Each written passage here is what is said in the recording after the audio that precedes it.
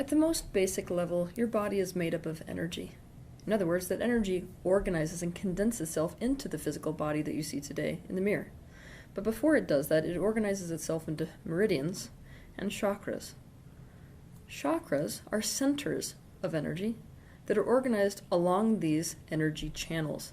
Each one has a specific vibration and lends to a specific purpose.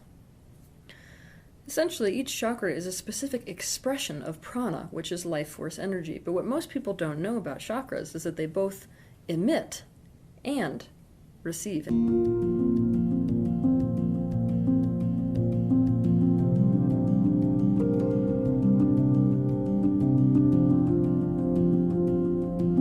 Is out of alignment, meaning that it is creating an imbalance or is not letting life force in. It creates massive imbalances in the entire being, including the physical body, and the emotional body, and the mental body. When chakras are out of alignment, they appear small, they do not absorb or emit much energy. They also change in color, patterning, texture, and sound. The traditional name for the sixth chakra in the system is Ajna. This translates from Sanskrit into perceive or beyond wisdom, which alludes to what this chakra is all about. It's all about clairvoyance. To locate this chakra, just find your brow ridge. It's that part of your forehead that protrudes around your eyebrows, or at the same location as your eyebrows. What you want to do is to trace this, go slightly up where you'll feel a tiny indentation in the bottom center of your forehead. Most people have that slight indentation in perfect correlation with where their third eye chakra is located. This chakra, the third eye chakra, is the sixth chakra in the energy system, the primary energy system. We may be getting into the other chakras, which are outside the primary system later. But now do you understand where the idea of sixth sense came from? The concept of the sixth sense came from this sixth chakra, your third eye, which is all about intuition. When this chakra is open, we not only see but also understand our inner and outer world. Fitting in nicely to the theme of clairvoyance, this chakra governs clarity, intuition, self-realization, observation, astral travel, lucid dreaming, concentration, witnessing, and imagination. It is also the seat of the conscience. This means it governs not only awareness of what is truly happening, but also what it means. What I find to be the greatest implication for this chakra, however, is that this chakra is designed to transcend duality and polarity. It is a unifying chakra, much like the heart chakra.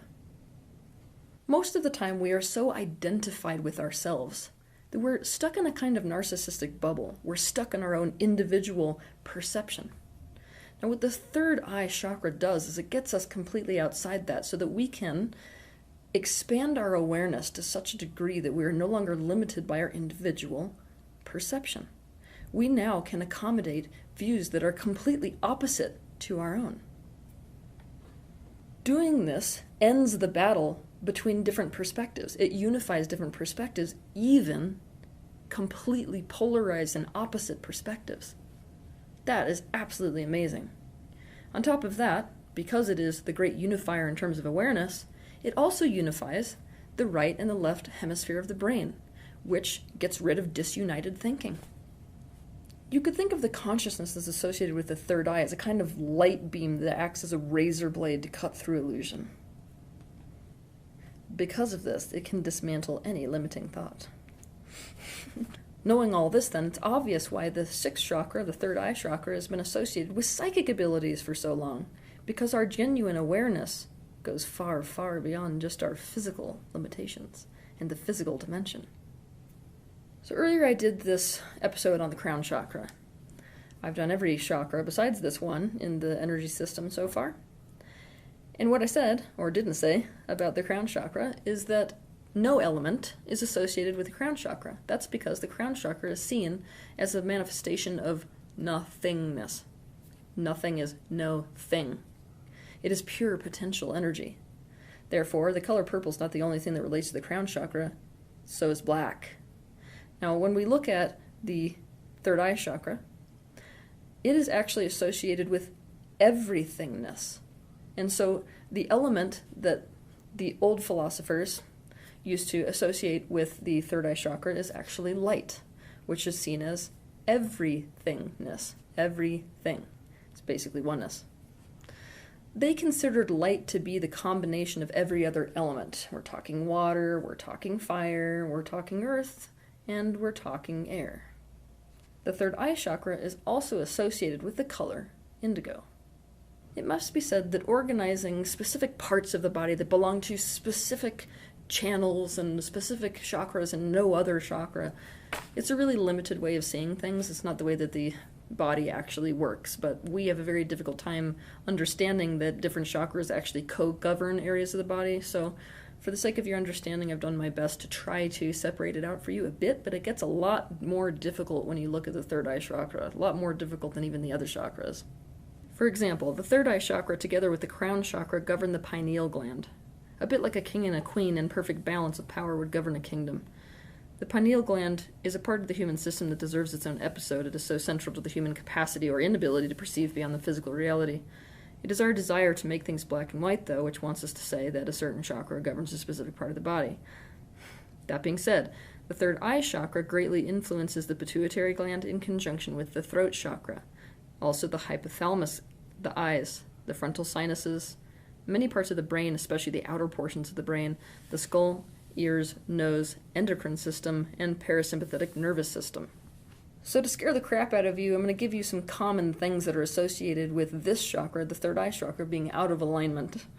Some of the most common things that you'll see are seizures, you'll see dementia, you'll see headaches and migraines, hallucinations, dissociation, confusion, eye problems, hormone imbalances, all kinds of sleep disturbances, black and white thinking, no sense of direction, prejudices, strokes, brain tumors, sinusitis, paranoia, delusions, anxiety, depression, cynicism, closed-mindedness, denial, skull, scalp, and hair problems, ear problems, learning disabilities, loss of a sense of conscience or empathy, rigid perspectives, lack of ethics, mental illnesses, disturbances in appetite and temperature regulation. I know I've mentioned this before in my videos, but I'm going to reiterate it because it's so important. So many people who will teach you about chakras love to tell you that they have to be in balance, and imbalance means it's possible for a chakra to be too open and too closed. That's not actually the case. This is our human sense of need to control something through diminishing it in some way. What's actually true is that if all chakras were perfectly open, there would be inherently an equilibrium established in the energy system.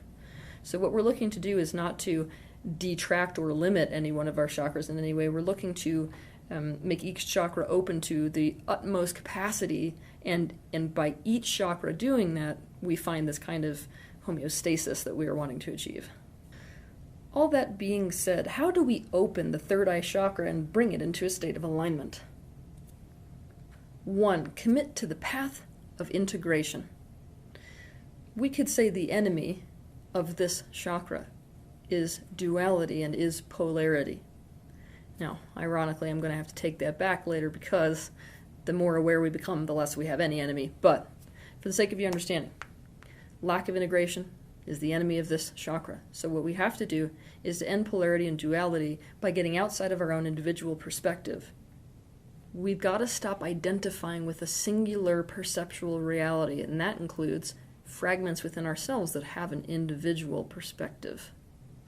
To understand more about this, I want you to watch my video that's titled Fragmentation, the Worldwide Disease. 2. We must commit to the path of self-awareness above all. Why is this? Because obviously our own projections, our own fears, our own limiting thoughts are going to influence our capacity to bring in information from other places in the universe. We color and distort messages that are being sent to us because they're coming through our own perceptual reality. So the more aware of your own perceptual reality you are, and the more you have broken outside of it and can actually see yourself, the better of a channel for these energies you will be. Stretch your perspective no matter how uncomfortable that may be. This is the order of the day. The more you do this, the less likely misinterpretation or any kind of false sight will be. 3. Literally any practice that increases your awareness or stretches your perspective is going to enhance your third eye chakra. it makes absolutely no sense for me to sit here and be like, this is the best one, because there are so many, and obviously certain people need to stretch their perspective in this way, and other people need to stretch their perspective in this way. But I'll give you some examples. Meditation, learning something, chanting, visualization, exercises that enhance intuition, self-questioning, divination, lucid dreaming, dream work, channeling, yoga, focus exercises, mindfulness techniques, art, or breath work. Literally, there has never been a video created by me, and never will be a video created by me, that does not increase the opening of your sixth chakra. 4. Nothing clears the sixth chakra, your third eye chakra, more than shadow work. Why? Because the third eye chakra is all about awareness, and shadow is the collective or the individual's unconscious. So they're completely juxtaposed. Remember how I said that duality and polarity was the nemesis of the third eye chakra? Well, the third eye chakra has another nemesis. That nemesis is illusion. Up until the day when your awareness or your perceptual reality is wide to the degree that it can include illusion as part of itself. Now, for most of you, that's going to make absolutely no sense. And because of where most of you are, I'm not going to explain it either.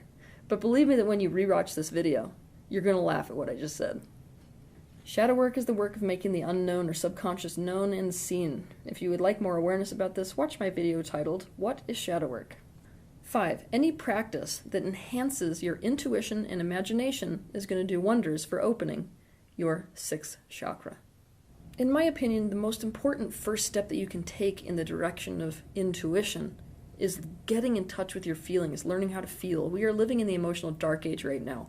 Most people are so dissociated from their body that they can't feel the sensations that arrive in their body. And here's the thing. If you're going to be pulling energy from other places in the universe, pulling information, it's still going to translate through your body. So perceiving things that exist beyond the third dimensional reality is still going to be translated through your physical body as a sensation. And if you can't feel, if you're dissociated from your feelings, if you're desensitized from your feelings, it's going to be a lot more quiet of a message, or you're going to miss the message entirely. For this reason, I suggest you watch my video titled How to Feel. The next best practice is creating. Now, creating can be anything, but it can be as simple as creating art. When you're in the process of creating, you're not inhibiting yourself in any way. Your channels are completely open. Not only that, you have to use your imagination. Now, when we progress through our life experience, people love to shut down our imagination. Children are naturally born with a wicked imagination because we don't differentiate between what we imagine and what we can create to be real. But when we start to define that for kids and we say, that's just your imagination and that's what's real, is that people let go of their imagination. They let go of their capacity to create with their mind. Now, most of this information that is going to be coming to you, especially in the mind's eye to begin with, it's going to stretch your imagination. You're going to feel like you're imagining it, right?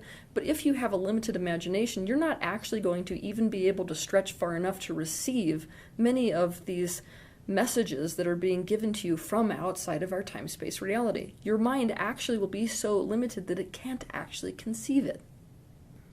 In other words, if you can't be imaginative, the mind's eye is so limited it will not be able to accommodate those images that exist beyond normal sight.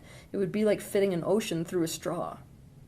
6. Get away from or limit your exposure to electric fields and magnetic fields, unless you're using them intentionally. This includes your cell phone, this includes your computer, this includes electric wires. The frequency that is being emitted from this, including radiation sources, affects your sixth chakra the most. It affects all the chakra system, but really affects that system. 7. Get sleep.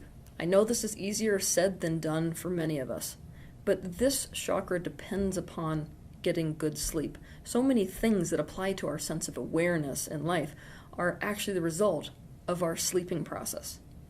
So when you're doing this, committing to getting enough sleep and making sure you're not staying up when you're not supposed to be staying up, it's important to get sleep in conjunction with your own circadian rhythms. And if you're in a really healthy state, circadian rhythms are going to naturally mirror or mimic the overall cycles of the earth you're living on, the stars, day and night. 8. Stargazing. For some of you, this stargazing is going to progress to sun gazing. Why? Because the sun is a star. Stargazing is to your third eye chakra what a bottle cleaner is to a bottle. It basically flushes the channel that has clogged up that energy flow that naturally comes in through that chakra.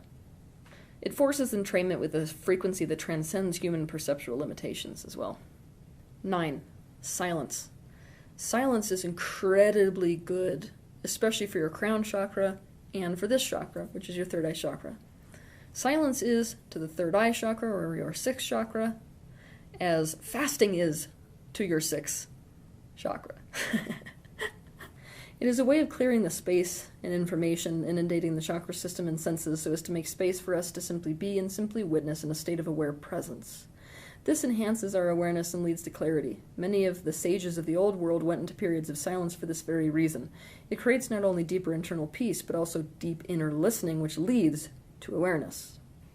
10. Expose yourself to sunlight on a daily basis. Now, when it comes to the skin, it's best to expose the skin to direct sunlight for a certain amount of time. I'm not talking go cook yourself, but allow yourself to really absorb the energy of your primary star, which is called the sun. And when it comes to the eyes, some of you will try sun gazing, but indirect sunlight is okay. The thing is, don't wear sunglasses. It does incredible things for your sixth chakra to take those sunglasses off and let sunlight penetrate through the pupils of your eye. Not only does allowing sunlight in this way affect just the chakra, but it really affects all the glands associated with the chakra. 11. Stimulate this chakra with sound. When it comes to toning, the best for this chakra tend to be sham, also om, and tho. Now play around with the pitch. So if I'm doing sham, I'd go sham till I find whatever frequency vibrates this area of my body. And then if you're doing toning, you hold it. Figure out and play with which one of these sounds works the best for you. You can also find binaural beats or different harmonics on the internet designed specifically for this chakra, and you can also expose yourself to crystal singing bowls designed for this chakra. That being said, the heart chakra is really responsive to music in general. So is this chakra. This chakra is all about awareness. And listening to all kinds of different types of music tends to stimulate this area of your body incredibly, because each time it listens to a new tone or a new lyric, it's gaining awareness of a whole new perspective. 12. The third eye chakra can be stimulated by the color indigo and by surrounding yourself with that color and wearing that color. However, what's a little interesting about this chakra is that it is the most stimulated by a multitude of different colors. This chakra loves the concept of a rainbow. It likes a bit of everything at once. This means being in environments with all different vibrant color varieties, eating a meal that includes all the colors in the spectrum, decorating your surroundings to be a riot of color instead of monotone. 13. It's now that I'm going to talk to you about diet, because diet is important for all of your body, right? But it is so important for your third eye chakra, it is insane. And it's one of the primary reasons why you see people who identify themselves as super spiritual or seers having such a strict regimen when it comes to what they consume. If you want to enhance your third eye chakra, you're going to have to eat a vegan diet. Do not eat any processed foods or pesticides, no refined sugar, including alcohol, which is in fact treated similarly in the body to sugar. Do not take calcium supplements or foods with calcium carbonate. If you feel you need calcium, take it in the form of sesame seeds, chia seeds, sunflower seeds, almonds, spinach, kale, and broccoli. Limit consumption of fluoride. This includes not using fluoride toothpaste and not drinking water or eating things with fluoride in it. Chlorine or bromide also have to be avoided. The denser that a food is and the more grounding it is, the more it's going to polarize or oppose this chakra. This is why so often when you see people go on these journeys where they want to use their third eye to increase their awareness in some way, they will severely limit or restrict whatever it is that they are eating.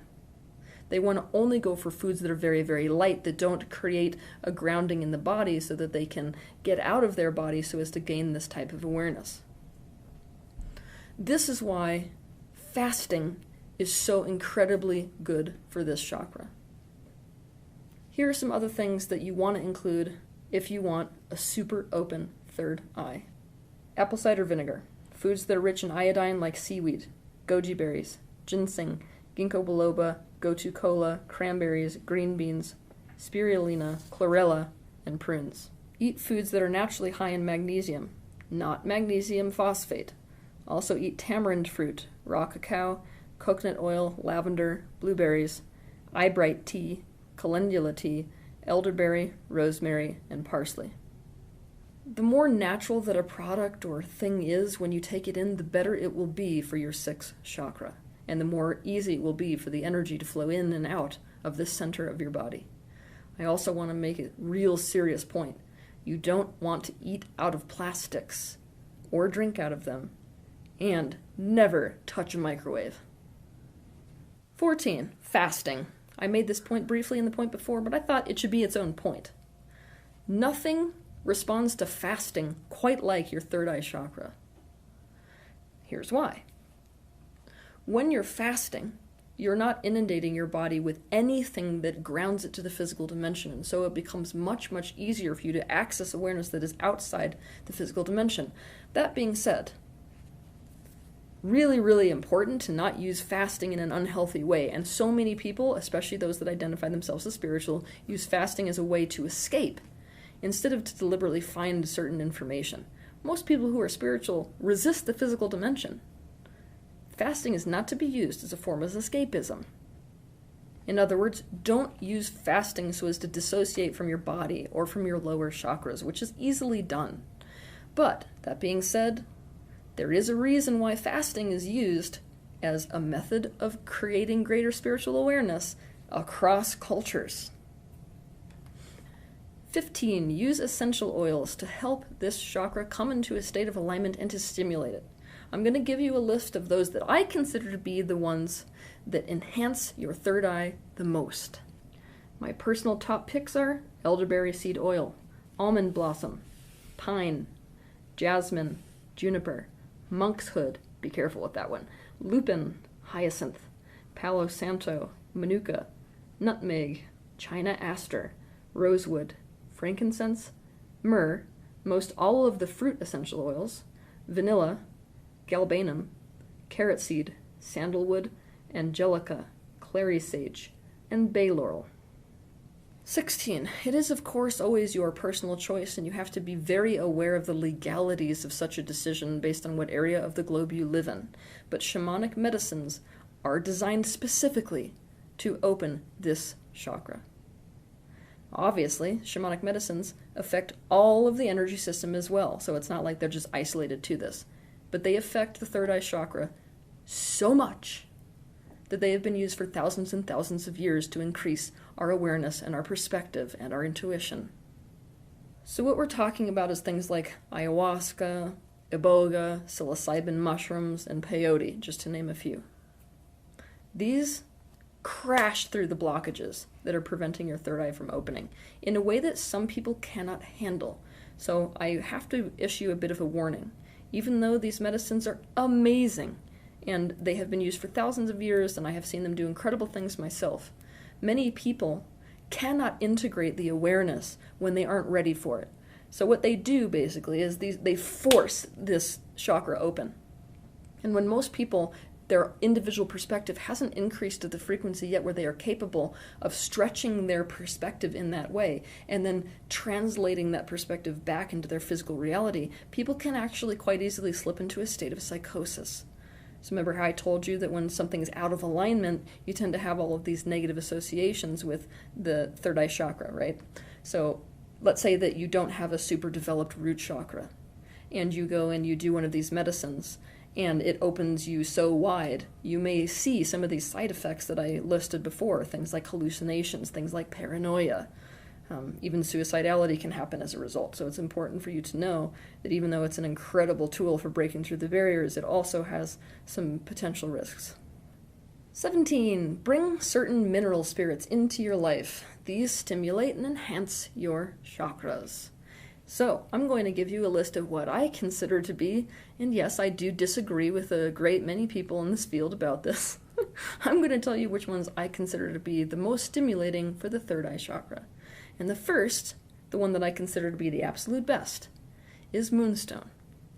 Other stones that also intensely stimulate the third eye chakra best are tanzanite, opalite, glass, iolite, indigo kyanite, damburite, Herkimer diamond, opal, blue and purple fluorite, alexandrite, labradorite, moldavite, pedalite, azurite, sapphire, and specific sodalite stones. What I mean by specific is that certain sodalite stones I have seen influencing the third eye chakra so intensely it has impressed me, but other sodalite stones, the individual stones themselves, don't influence it at all. As always, when you're picking out mineral entities to share your life with, it's best to let your intuition guide you towards them. We tend to get locked into an idea that certain stones affect certain parts of the body, but it can be completely surprising. A stone that wouldn't be associated with a specific chakra, for example, at all, might actually stimulate that chakra for whatever reason. So when you're around looking for these mineral spirits, let your intuition guide you more than your knowledge about what a specific stone should or shouldn't do. By intentionally doing things that enable your third eye chakra to open more and more and come more and more into alignment, you will be setting yourself up for a path of awareness and awakening, a path where you are able to expand your own perspective to such a degree that you are able to end the polarity that has caused so much suffering on this life on earth for thousands upon thousands of years. You will be setting yourself up for a life that is guided by intuition, a life that is also guided by creativity, which will land you directly on the path of your purpose, a path of complete possibilities and creation. And all in your life will benefit as a result of it. So have a good week.